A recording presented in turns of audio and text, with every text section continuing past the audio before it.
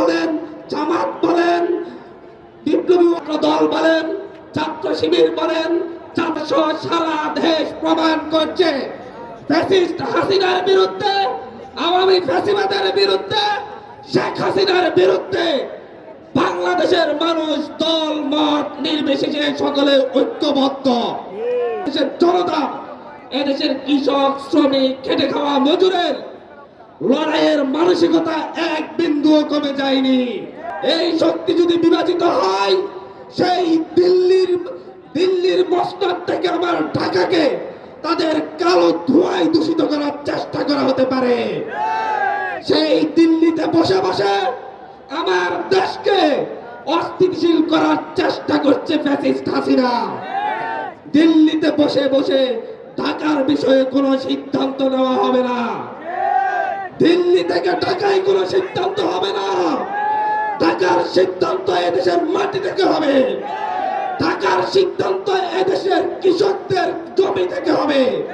ঢাকার সিদ্ধান্ত হবে আমার রিক্সা শ্রমিক ভাইদের খাবে জড়া শরীর থেকে। ফ্যাসিস্ট হাসিনা আর এই দেশে নেই, দিল্লির গোলাম বাংলাদেশে নেই। সকল গোলামদেরকে দেশ থেকে বিতাড়িত করা হয়েছে। এখন এই দেশে যারা আছে তারা দেশপ্রেমিক, এই দেশে যারা আছে তারা এই দেশের জন্য, মাটির জন্য, এই দেশের মানুষের জন্য এবং তাদের বিপ্লবকে সুসংহত করার জন্য জীবন দিতে প্রস্তুত। আগামীর বাংলাদেশকে আমরা বিভাজিত হতে দিব না। আগামীর বাংলাদেশকে আমরা বিভক্ত হতে দিব না।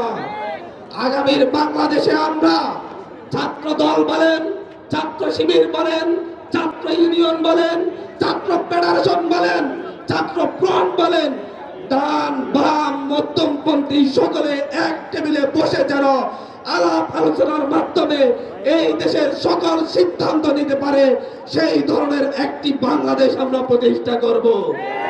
মতের পার্থক্য থাকতে পারে, মতের পার্থক্য থাকতে পারে, একটি আদর্শের জায়গায় বিএনপি বলেন, জামাত বলেন, বিপ্লবী ওয়ার্কার্স পার্টি বলেন, গণ অধিকার পরিষদ বলেন, প্রত্যেকটা দলের মানুষ একটি জায়গায়, একটি আদর্শের জায়গায় ঐক্যবদ্ধ থাকবে। সেটা হচ্ছে আমাদের দেশ, সেটা হচ্ছে আমাদের দেশের মানচিত্র, সেটা হচ্ছে আমাদের দেশের সার্বভৌমত্ব। এই লড়াইয়ের জন্য আমরা সবাই একসাথে চলতে প্রস্তুত। আমরা সকলকে নিয়ে, সকলকে একসাথে নিয়ে আমরা ফ্যাসিবাদী যে শাসন ব্যবস্থা কায়েম করেছিল ফ্যাসিস্ট হাসিনা, সেই শাসন ব্যবস্থাকে ভেঙে চুরমার করে দেব। সকলকে একসাথে নিয়ে, একসাথে লড়ে, সকলকে নিয়ে আমরা ফ্যাসিবাদী মুজিববাদী সেই সংবিধানকে চুরে ফেলে দিয়ে নতুন সংবিধান রচনা করে চালবো। আমাদের মধ্যে হয়তোবা এখন কিছুটা মতভেদ থাকতে পারে, কিন্তু আমরা এক জায়গায় এক আছি।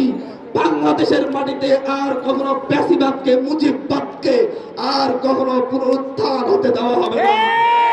আমরা এখন কিছুটা মতভেদ আমাদের মধ্যে থাকতে পারে, কিন্তু আমরা এক জায়গায় এখন ঐক্যবদ্ধ আছি। সেটা হচ্ছে এই দেশের মানুষের জন্য, এই দেশের মঙ্গলের জন্য যত সিদ্ধান্ত আসবে সেটা ঢাকার মাটি থেকে আসবে, দিল্লির মসনদ থেকে নয়। এই জায়গায় আমরা যতদিন ঐক্যবদ্ধ থাকতে পারবো, যতদিন আমরা আমাদের সার্বভৌমত্বের প্রশ্নে আপোষহীন থাকতে পারবো, যতদিন আমরা সন্ত্রাসীদের বিরুদ্ধে এরকম ঐক্যবদ্ধ লড়াইয়ে থাকতে পারবো, ততদিন আমাদেরকে কেউ হারাতে পারবে না, পারবে না, পারবে না। এই লড়াইটা শেষ হয় নাই, এই লড়াইটা চলছে, এই লড়াইটা চলবে এবং তরুণ প্রজন্মে এই লড়াইটাকে চলমান রাখবে, রাখবে, রাখবেই রাখবে।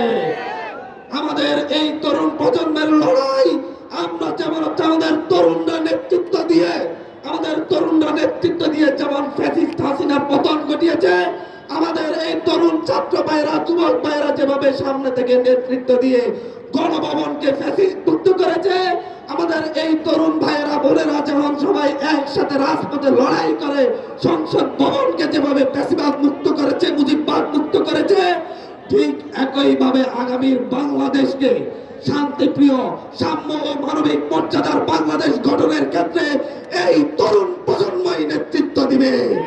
আর আমাদেরকে, আমাদের মুরব্বীরা আমাদেরকে দিক নির্দেশনা দিবেন, সেই অনুযায়ী আমাদের তরুণ প্রজন্ম আগামীর বাংলাদেশ গড়ে তুলবে ইনশাআল্লাহ।